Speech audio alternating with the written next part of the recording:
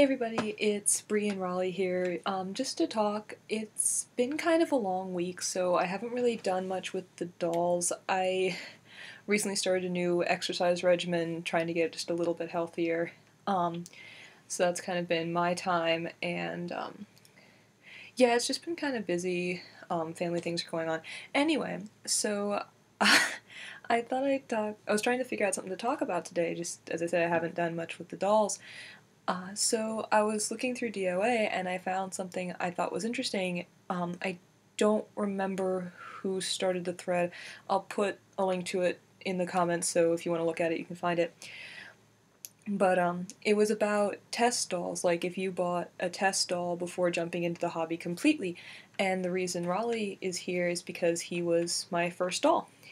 And so yeah, I didn't purchase a test doll. I kind of wish I'd known about Tues beforehand because they're adorable, first of all. At least I think they're adorable. And they're distinctly cheaper than resin dolls the same size. They're not ball joint dolls. Obviously, they don't work on the same jointing system, but I feel like stop. But I feel like they're a good start because they're similar in shape-ish, at least Andy tends to be just a little bit thin, but you get the idea. Also, it's just like you can do almost exactly the same things. You can do face-ups on them, you can wigs and clothes and all of that. They're just less of the money commitment. And I mean, Raleigh was not he wasn't cheap, but he wasn't horribly expensive either.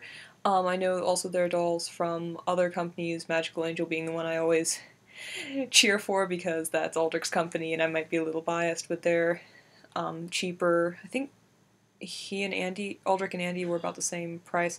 Anyway, it's like part of me wishes I'd had this and so could have done like a test doll, but I'm also kind of happy that I just jumped right into it and I haven't really looked back. It's been a lot of fun, and I think personally I feel like it depends on how you personally get into hobbies. If you're the kind of person who jumps in all at once, or if you're the kind of person who tends to be a little bit more cautious and go a little slower. But yeah, that's kind of my thoughts on purchasing a test doll. Again, if you're not sure about it, you'd probably want to go for one of the cheaper companies, or maybe Obitsu's, or less similar, I guess would be A-Zones. I'm not as well versed in other doll types outside of those three, and I don't own any A-Zones, so take my weird advice on that with a grain of salt, or maybe a few pounds of it. Anyway, that's really kind of my theories on purchasing a test doll, so I'd love to hear what you guys have to say about it, and if you got one or you're the kind of person who jumps in all the way. Both are perfectly valid ways to get into a hobby. There's no right or wrong way. It's whatever makes you comfortable, whatever makes you happy. So until next week, bye.